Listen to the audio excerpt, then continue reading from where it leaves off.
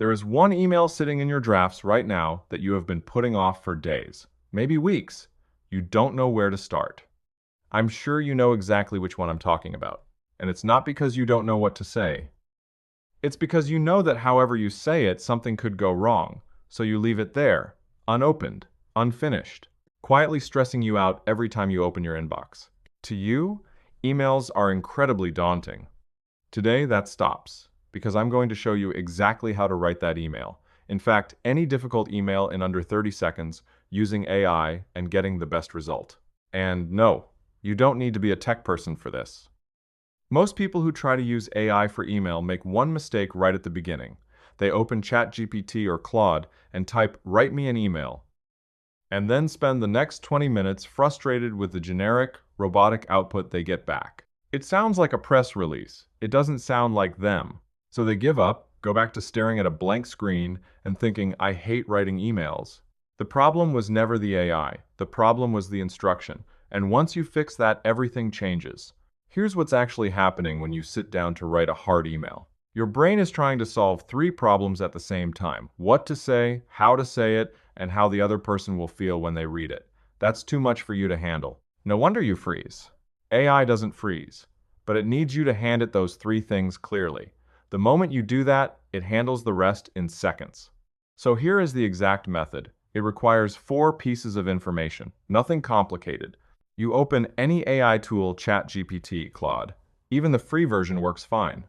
And you type this: "Help me write an email for a difficult situation. The situation is," describe it in one sentence. "My relationship with this person is," colleague, boss, client, friend. The main thing I need them to understand is, say it plainly, and I want them to feel respected, informed, not blindsided, whatever applies.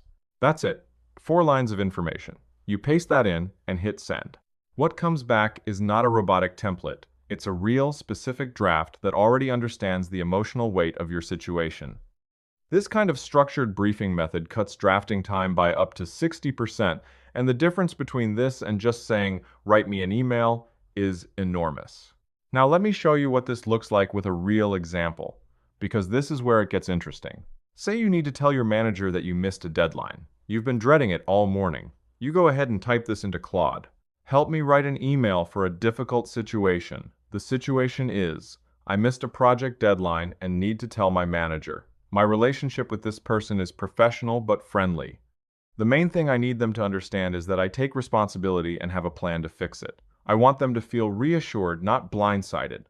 30 seconds later, you have a draft that opens with accountability, explains without over-apologizing, offers a clear next step, and closes with confidence. You read it and think, that's actually exactly what I wanted to say. That's not magic. That's just giving the AI enough information to do its job. But here's something most people don't know, and this is the part that saves you from sounding like a robot. Raw AI email output is recognizably generic: corporate openers, padding, or a closing that sounds like a form letter. So after you get your draft, you do one quick edit pass. You remove any phrase that you would never say out loud to that person. If you'd never start a conversation with, "I hope this message finds you well," delete that part. If the closing sounds like a legal document, change it to how you actually end conversations. Claude tends to handle tone better for conversational emails out of the box, while ChatGPT is stronger for structured internal communications. So depending on the email, you might prefer one over the other.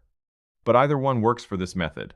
The edit takes about 2 minutes, and what you end up with is an email that sounds like you, just a calmer, clearer, more confident version of you. Now, here's the part nobody talks about. There's a whole category of emails that people find even harder than the ones I just described. Not work emails, personal ones. Telling a friend something they don't want to hear. Setting a boundary with a family member. Responding to someone who hurt you without making things worse. These are the emails that sit in drafts for months and sometimes never get sent. The same method works, word for word. You just describe the situation honestly. Tell the AI your relationship with this person. Say what you need them to understand and tell it how you want them to feel. The AI has no emotional baggage around your situation. It just helps you find the words you already had inside you but couldn't get out. One more thing before you go try this. Set your constraints before you send your prompt. If you want the email to be short, say that clearly. If you want it to sound warm rather than formal, say that. If there are phrases you hate, like just following up or as per my last email, tell the AI to avoid them. The more specific you are up front, the less editing you do on the back end. And if the first draft isn't quite right, don't start over. Just reply to the AI and say, make it shorter, or make it warmer, or remove the apology in the second paragraph. It will adjust instantly. That back and forth is where the real power is. You have been sitting on that email long enough. Open Claude or ChatGPT right now, the free version is fine. Type those 4 sentences. Describe your situation, your relationship, what you need them to understand, and how you want them to feel. Hit send. By the time you finish reading this sentence, your draft will be ready. Let me know. Which email have you been putting off? Drop it in the comments. Type it anonymously if you want. Let's figure it out together.